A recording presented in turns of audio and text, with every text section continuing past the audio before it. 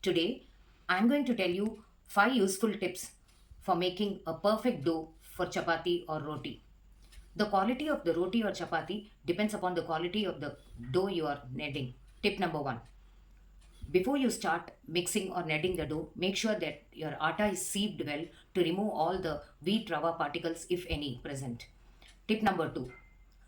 Add salt and oil in case you are adding, and then mix it first of all dryly with your hands thoroughly in such a way that the salt and the oil is evenly distributed throughout the atta.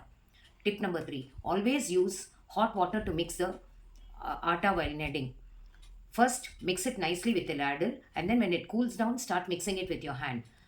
Tip number 4, you have to always be careful to add water in intervals, because there will be some dry areas under, so that we can search it out and then add water to those areas to get it evenly distributed and mixed well. Tip number 5, after mixing the atta nicely and kneading it with your knuckles, you should make sure that the atta is resting in the bowl for about 20 to 30 minutes after applying a little bit of oil on its surface and closing it with a cloth.